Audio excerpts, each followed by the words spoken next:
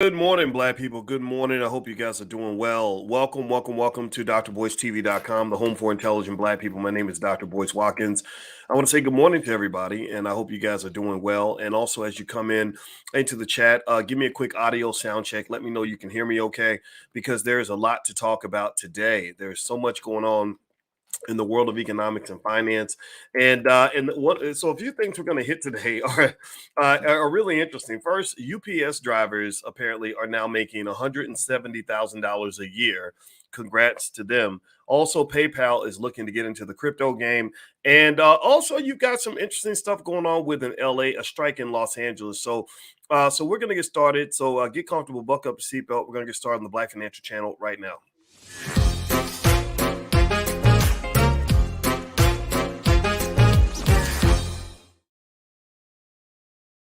And welcome to the Black Financial Channel. That's theblackfinancialchannel.com. My name is Dr. Boyce Watkins. I'm your friendly neighborhood finance professor. On the Black Financial Channel, we talk about Black wealth and Black economics every single day, sometimes as much as 10 times a day under the B1 condition. B1 means we are Black first. Black first means we put our community at the top of our priority list. Black first means that we educate our kids. Black first means we engage in generational wealth. Black first means we move forward. Or in the words of E. Fody, we always hustle forward, never backward. Never hustle backward, always forward. That's what he said. Never hustle backward, always forward. So everybody type the word forward in the chat. If you can hear me, type forward in the chat to let me know that my voice is coming through okay. Put forward in the chat to let me know that you can hear me, because I'm in Denmark. I've been out of the country for so long, I don't remember where I'm at right now. But I'm going to be coming back home soon. And actually this weekend, the weekend of Marcus Garvey's birthday, the weekend of the 17th, I will be in Atlanta as we will do the world premiere of our new movie called B1, the movie directed by Rick Mathis. I'm going to do a one-day training on the second day. If you go to b1themovie.com, you can find the schedule, and I'm going to do a breakout workshop on investing. So if you'd like to join us in Atlanta, just come to b1themovie.com. Rizza Islam's coming through. We got a few other great people coming through. The list is over there. You can go take a look at the list. I'm trying to get Madam President to pop in too. That's my homegirl. Anyway, all right. So let's get started. Hit the thumbs up button. Thumbs up, share, subscribe if you have not done this yet. So let me jump into this. How many of you heard about this? Did you hear about the strike at UPS? Give me a yes or no if you heard about the strike happening at UPS. That was going to be one of the biggest work stoppages in American history, and the UPS workers were really pushing hard and basically demanding more pay. They were negotiating with the Teamsters union, and this negotiation got ugly. It almost derailed the company, and UPS eventually gave in and gave them a pretty massive raise. I read that UPS drivers are now going to make $170,000 a year. Congrats to them. Congrats to the union on a powerful negotiation. Congrats to the drivers for making their bread. And congrats to you if you're looking for a good job and you want to make some good money. And if you get on at UPS, I'm happy for you. My friend Kim has been on at UPS for 30-something years. And I can't wait to talk to her to find out what she thinks about these negotiations and the outcomes. I also, since I've been doing pilot training, there were some good brothers who were captains on UPS. They flew airplanes and trained pilots, UPS pilots, and they were offered to give me support in my pilot training, which I'm almost done with. I'll keep you guys posted on that. So anyway, here's what's interesting though about the UPS thing. First off, I think it's good. You need unions. I want to make that point really clear. I think that you have to understand that your country has gotten worse as a society because you let your union sort of get dissolved by mostly right wing and mostly wealthy people. Again, I'm not a Democrat or a Republican. I can point out where both sides are doing things right and where both sides are doing things wrong. And one thing the Republicans did that didn't really help America is they destabilized unions. So as a result, workers' wages have not been going up. Workers' wages have remained relatively flat. Workers' wages are not where they should be, particularly adjusted for inflation. And Americans are going deeper and deeper into debt. So effectively, I'm a big fan of unions.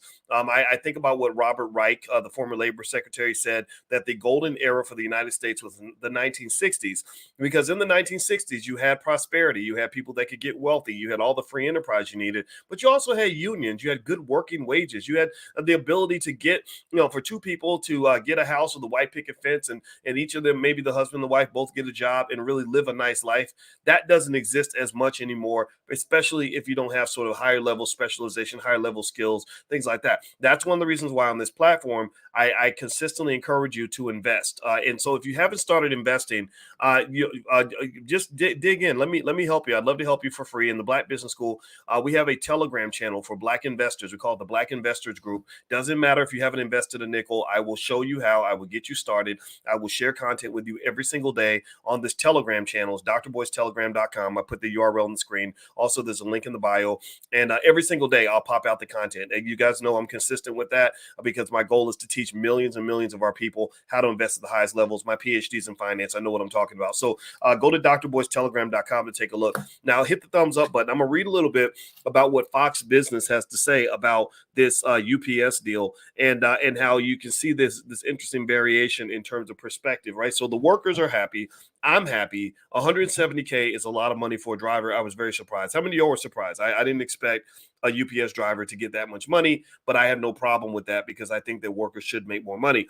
Here's where the angle Fox Business is taking, and I think this is politically driven. Their angle is that this deal is going to hurt the company. It's going to hurt shareholders. They're saying here, UPS cut its financial outlook for the year amid negotiations with the Teamsters Union to avoid a strike, the logistics company said on Tuesday. UPS reached a tentative $30 billion agreement with the International Brotherhood of Teamsters on July 25th, to avoid a work stoppage, with the union voting to ratify the new agreement. Electronic voting began on August 3rd and will conclude on August 22nd. Let's see, UPS now predicts annual consolidated revenue at $93 billion.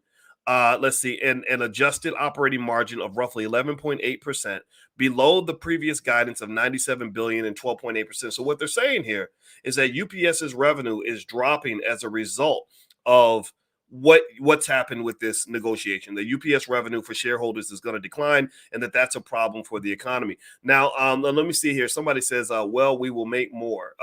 I don't know what you mean by that, Charlton Singleton. I every now and then want to pop in and respond to questions. Let's see here.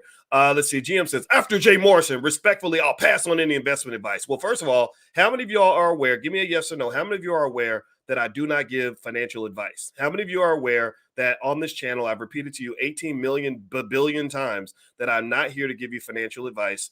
I am here I will tell you what I'm investing in, and I will tell you the fundamentals of investing, just like I taught students at Syracuse University, Indiana University, the Ohio State University, the University of Kentucky, in Europe, in China, and in Africa. How many of y'all know this? I want to make sure, I want to get this clear. Just GM makes a good point. First of all, he's bringing up the Jay Morrison thing, which I don't know why y'all keep beating that dead horse. I don't know why you wanted to make 18,000 videos about a black man, but make no videos about white people, make no videos about all the companies taking billions out of the black community. But you want to just sort of keep going after the same situation with the same black man. That's really weird. That's obsessive. That's very personal. It's very unprofessional. It's in fact, it's simp behavior, because unfortunately you can't move on. You got to move on. You can't keep on doing this, right? So the first thing I will tell you is that I do not give investing advice. I make that clear in class. I make that clear here. But I will tell you what I invest in. But the other thing you got to understand about investing, and this is the reason why I want to belabor this point, is that people have to understand that investing comes with risk. So just because I say I'm invested in something, that does not mean that it's going to go up automatically. That does not mean that you can predict what's going to happen.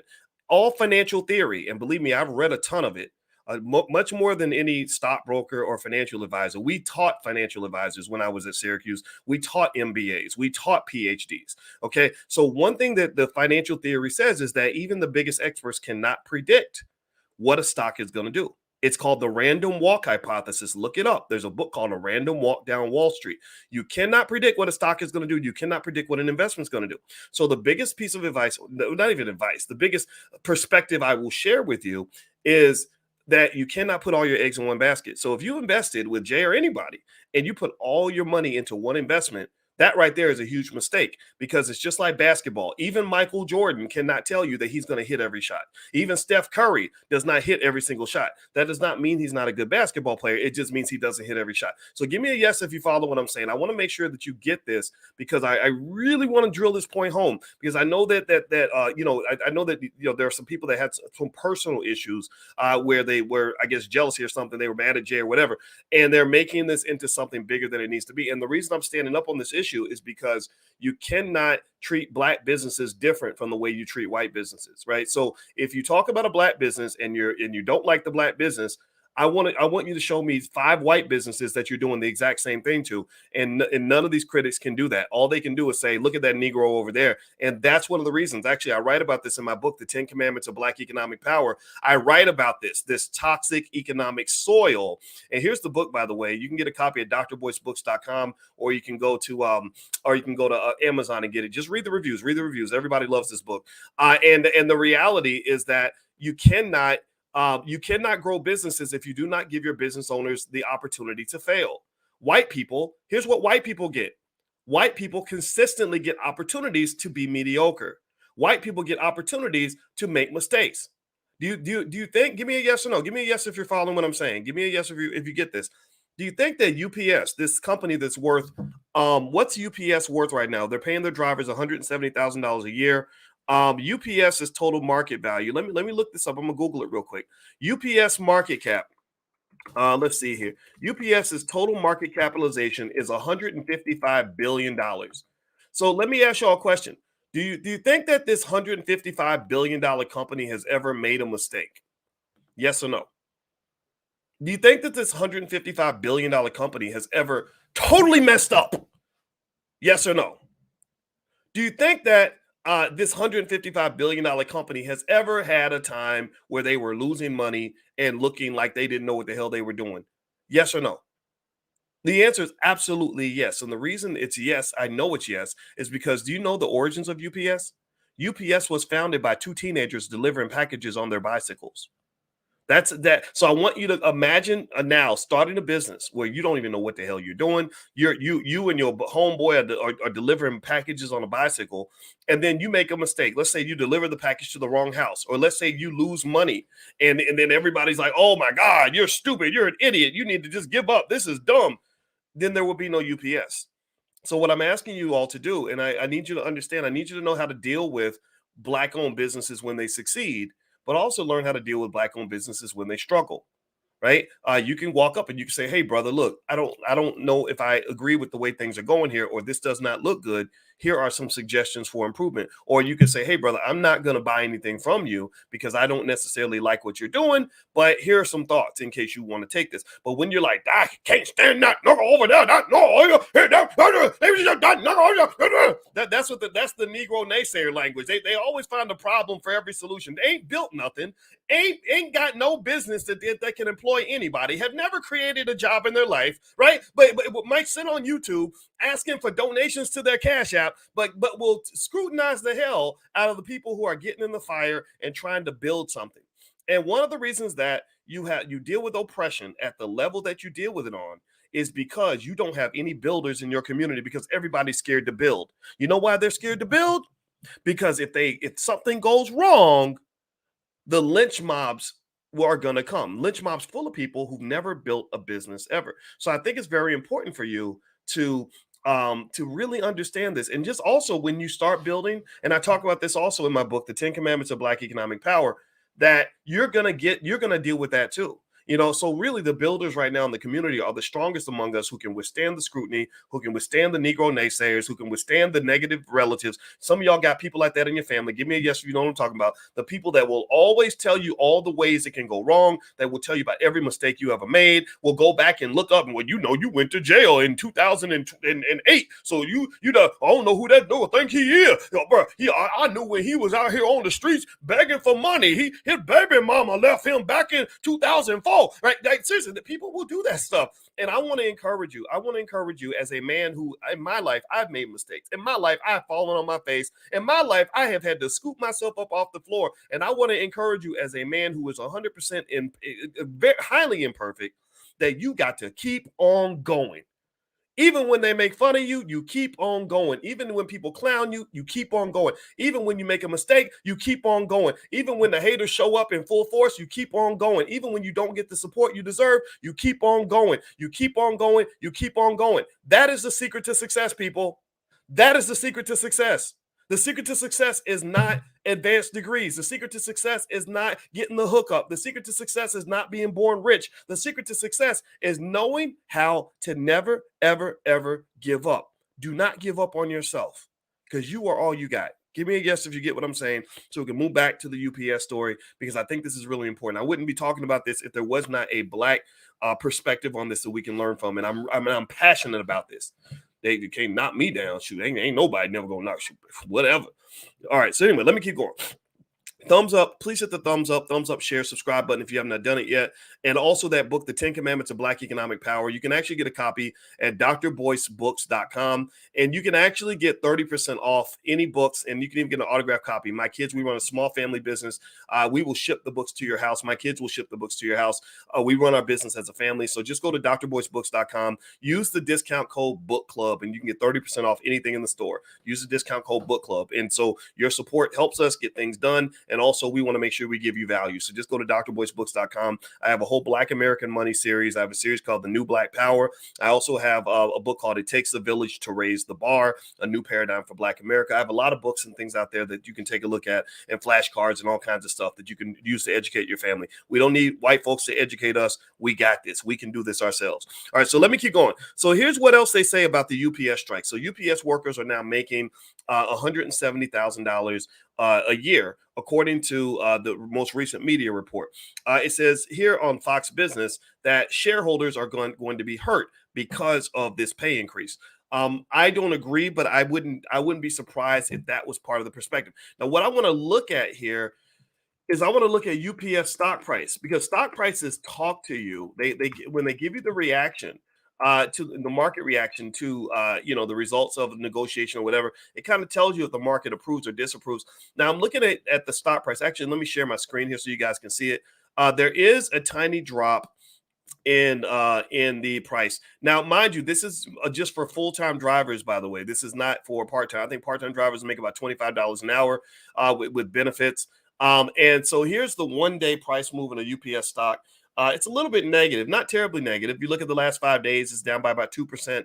This month is slightly down. The last 6 months is down. That's a big indicator. That's a big problem that it's been down the last 6 months, because the market's been on fire in the last 6 months. So that's kind of odd to me. Year to date, it's up by about 3%. 1 year down 8%. 5 year, if you held it for the last 5 years, though, you would have made 51%. So y'all see the difference between this and this? Can y'all see that? Give me a guess if you see that. Do y'all see the difference there? Let me take my big fat face off the screen so y'all can really see it. Do y'all see the difference in perspective between the first number I showed you? Let me get back on the screen. Between this and this, or between this, the 6-month return, and the 5-year return. Do y'all follow what I'm saying? Do you get this? The reason I want to point out that difference is because you cannot evaluate the quality of an investment unless you've really analyzed that investment for at least 5 years or more. Right. So if you talk about a business and someone says, well, that's a terrible business, or that's a bad investor, or that's a bad stock because they lost money last year, people who say stuff like that don't know what they're talking about. People who talk like that have never really taken a finance class. They've never really studied investing at a very high level, because they don't understand that it's as plain as day that you have to give your investments time to cook. You've got to give them time to be negative for a little bit, and then go positive, right? Companies like Uber, I don't even know if Uber is making a profit yet. Uber's been losing money for many years, but they're a big, strong company. What's another one? Oh gosh, Amazon. Amazon lost money for years, probably almost a decade. Let's see here. And a lot of people said that they should go out of business because they were not making money. And then what's another one that's really big? Oh gosh. Is it Airbnb? It's one of them. Anyway, long story short, keep that in mind, and that's important. Now, Gasper says my brother's a UPS driver. He makes $60K, and that's full time. Yeah, that's what's surprising. Your brother's gonna get a raise, Gasper. So tell him I said to call me up. I want to tell him, let me hold something. Let me hold $10. All right. So anyway, here's what else they said. They said UPS is stronger than ever. Looking ahead, we will stay on strategy to capture growth in the most attractive parts of the market and make our global integrated network even more efficient, says the Chief Executive Officer, Carol Tomei. Let's see here. The consolidated operating profit for the second quarter was $2.8 billion, down 21.4% compared to the second quarter of 2022, and down 18.4% on an adjusted basis. Diluted earnings per share peaked at $2.42. Down from 254. So here's what's happening, in my opinion. I think what the Teamsters accomplished, which I actually applaud, is they accomplished a better distribution of resources and wealth between workers and shareholders. One of the most problematic beliefs of capitalism is that the number one goal of a company is to maximize shareholder wealth, even if it's at the expense of the workers and the customers and the suppliers. I don't believe that. I think that that's flawed thinking. I think that that is fundamentally problematic. And but Milton Friedman said it at University of Chicago. He had a little bit of math that seemed to back it up. So a lot of people adopted this ideology. University of Chicago, in case you don't know, they're almost like the Vatican of finance, of academic finance. And a lot of these ideas in the academy get spilled over into the real world. Some of these ideas don't quite fit the real world the way they should. However, these are not stupid people, but at the same time, sometimes they get a little bit detached from reality. So effectively, companies started going in the other direction, where they started realizing that our job isn't just to make the shareholders rich. Our job is to make society better, right? And so as a result of this, you've got this this whole situation with UPS, which may hurt company profits for sure, but I think it's good for the workers. And I think that long term, it could be good for the company, because you have companies like Costco that are known for treating their workers well. And they've proven that you can treat your workers well and still make a good profit. So I applaud UPS for making this bold decision. However, there are people that are claiming that UPS in their new deal could cause inflation, because when you make that big move and you start paying a certain group of people that much more money, then anybody with an equivalent job is going to expect the same amount of money. So now that the UPS workers are making more, guess what? The FedEx workers are going to be like, hey, wait a minute, hold up. You know what? I'm going to UPS unless you can increase my pay. You're going to be you're talking about workers all throughout the company in UPS saying, hey, wait a minute, wait. The drivers used to make less than me. Now they're making more than me. I want a raise too. So when you make that big raise for one group of people, you have everybody else that says, okay, I get a raise too. So some believe that that could actually cause sort of a wage inflation. But again, I think that those problems are minimal compared to the benefits. So I congratulate UPS on that. All right, do me a favor. Please hit the thumbs up button, thumbs up, share, subscribe. My name is Dr. Boyce Watkins. You're watching drboycetv.com, the home for intelligent Black people. We are on Spotify. So if you have Spotify, look up my name on Spotify. You can find me there, and you can listen to the podcast via audio. I also have a Black investors group on Telegram. So feel free to go to drboycetelegram.com, and it'll give us a better way to connect. And also, I'll make sure that I share financial information with you on a daily basis. Last but not least, we have financial workbooks for your kids that we spent 3 years developing with Black experts that can help your kids learn the fundamentals of investing, real estate, etc. We are builders, we are creators, we develop things. And so the financialworkbooks.com is where you can go to take a look at the workbook packages. They're all discounted, so feel free to take a look and use the discount code book club to get 30% off in addition to whatever discount is there. You got to teach your kids about wealth now, because if you teach them now, it's going to make a big difference in their life. Okay, so I hope that you understand that. All right, so let me also mention a couple other things. There's a big strike in LA County, a lot of strikes in LA County, a lot of coordinated strikes, and about 11,000 workers right now in LA are on strike. That is set to cause major disruptions in the city. Their goal is to pretty much shut the city down. It's really interesting because right now I think Taylor Swift is going to LA, and they're asking Taylor Swift not to come to LA in show of solidarity to the workers, which is going to be interesting to see how that plays out. But LA has kind of been kind of crazy because they already have the writer's strike. You already have the writer's strike kind of happening. And so it's interesting to see all these labor disruptions happening in LA at the same time. I wonder how much that has to do with, pandemic policies and the fact that you've seen sort of a material decay in a lot of cities since the pandemic, particularly those that went right along with whatever the agenda was. You had some companies that bucked the agenda, some parts of the country that bucked the agenda, like the South. They just sort of said, you know what, we're not doing all these shutdowns and mandates. We got small businesses that have to stay open. People still want to live their lives. And so as a result, a lot of money shifted south from the west and from the north. And so this work stoppage, I'm curious to see how this plays out. But right now, if you go to LA, just be prepared. They may be blocking your traffic to LAX or stopping you from eating at your favorite restaurant and things like that. So I'd be really curious to see how that plays out. The other piece that's happening here too is I heard a report that PayPal is going to start offering a crypto, and the crypto is, I think it's called PayPal USD, but maybe I'm wrong. I believe it's called PayPal USD, and basically it's a competitor to Terra USD, which is basically not like a Bitcoin where you're hoping that the price goes up. It's a stable coin. Stable coins are designed to be pegged to allegedly pegged to the US dollar.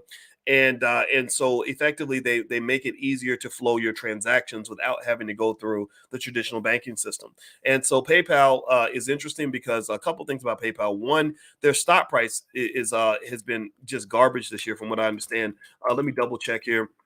But PayPal has lost a lot of money. Let me see. The last 6 months, PayPal is down by 20%, which is absolutely horrible, particularly in a year where everybody's doing so well. The last year, PayPal stock has dropped by 33%. The last 5 years, it's dropped by 27%. And this is kind of surprising because PayPal is a good company. So it's kind of disconcerting that the company has lost so much money and the stock has done so poorly. So they're probably just looking for some other way to make money. The company that makes Terra, I think they make about $6 billion a year or something with this Terra coin. So I guess PayPal is saying we want to get in on this stable coin business so we can increase our operating profit. Maybe it's going to work, maybe not. It also signals something about crypto that I think is fundamentally interesting. That right now, if you haven't seen it, Coinbase is in court because the SEC is going after Coinbase, who sells a lot of crypto.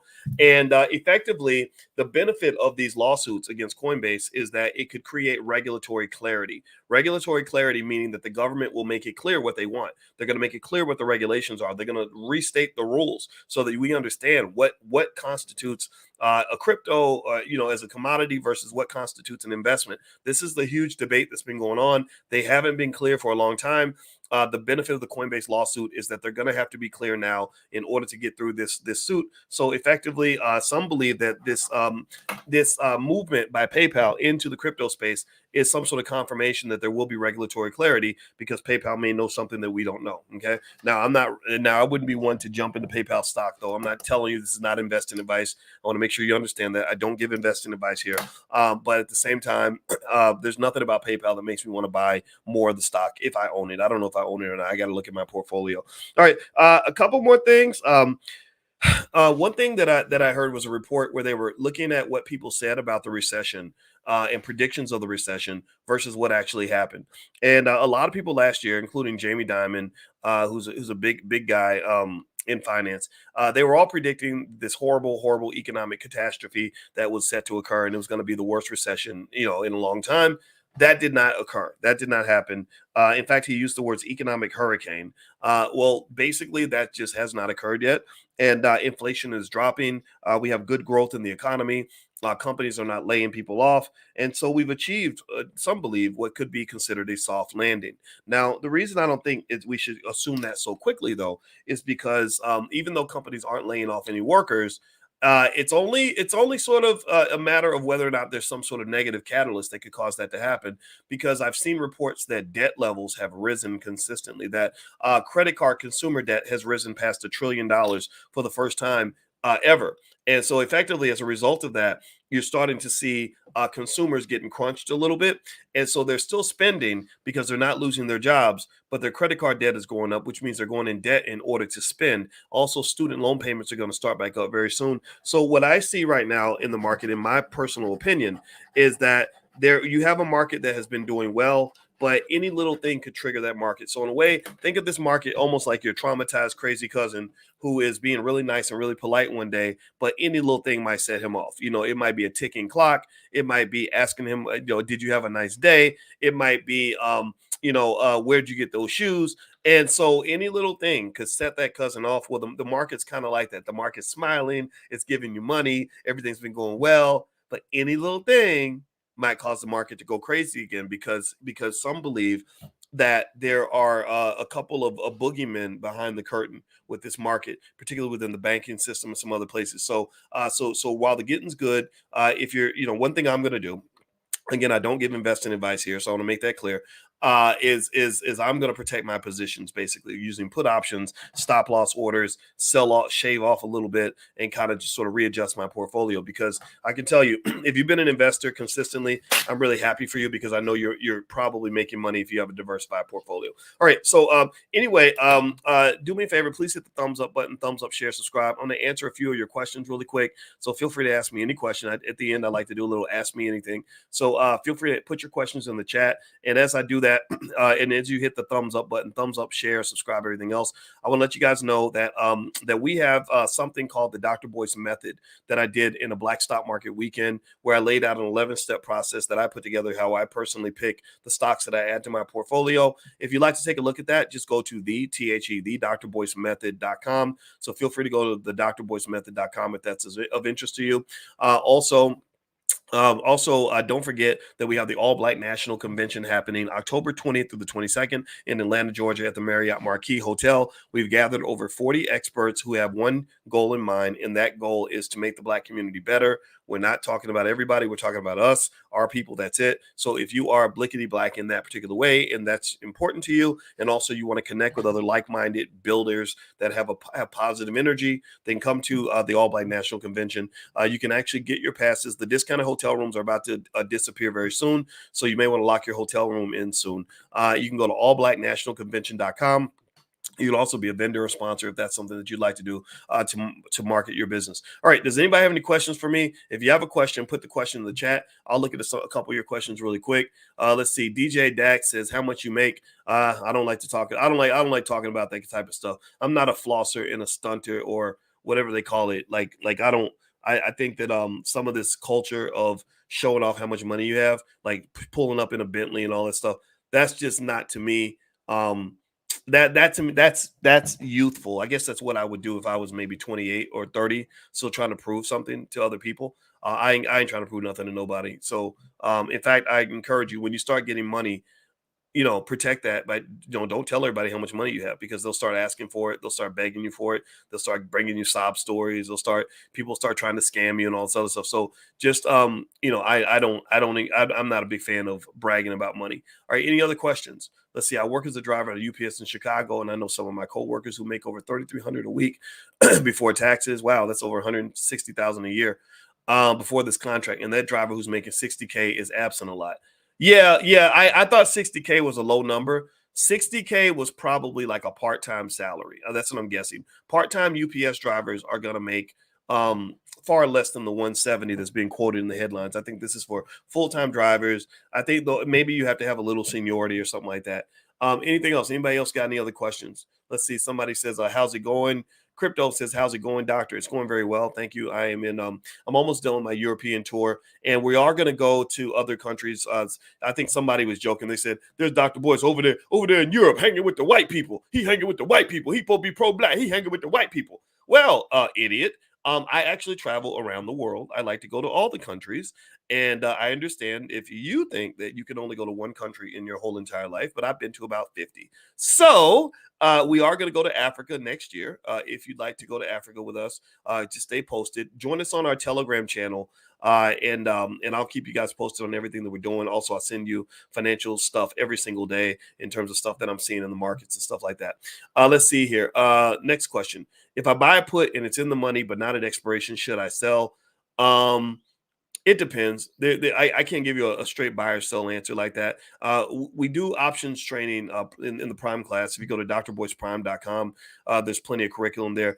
I can't tell you what to do in that particular case because it depends on what you're seeking to do. It really, it's like asking, should I shoot craps or not? Should I play at the roulette table or not? It depends on whether or not you have an appetite for risk. If you don't have an appetite for risk, then you sell, you get out of the game. If you have an appetite for risk and you think that the market's going to move in your favor, then you hold on, right? So it's a personal decision, to be honest with you. All right, let's see here. El Hodge, what percentage do you shave off your stocks? El Hodge, a general rule of thumb that I follow is I don't keep more than maybe 5 to 10% of my portfolio in any one stock. I know that there's some people who disagree. Actually, there are some people who have sort of these bulky portfolios with lots of money in individual stocks, and I'm not going to say that that's always wrong. I'm just going to say that most of the financial theory and mathematics says that you want to have about 20 or 25 different investments at any given time. So even people like Warren Buffett, who are known for having a lot of their stocks or their money in certain stocks, if you count up the number of places that Warren Buffett has his money, I guarantee you that he has his money in at least 25 or 30 places. I'd be stunned if he only had his money in 5 or 6 places. Now, he might have big percentages in those places, like his investment in Apple has been humongous. But I wouldn't be surprised if Buffett had money in a lot of different places. All right, so let's see here. Let's see. Demi says, "Are index funds or mutual funds better for investment?" You know what? Index funds are good to follow a certain index. Mutual funds, if they're actively managed and they're charging you a fee, there's a lot of people that believe that extra fee is just a waste of money. This so-called stock picking ability doesn't really apply that well. I don't know. The jury's still out on that, though. It's such a hard one. But I'll say that mutual funds and index funds are both good as easy ways to diversify so you don't end up having to buy a whole bunch of individual stocks.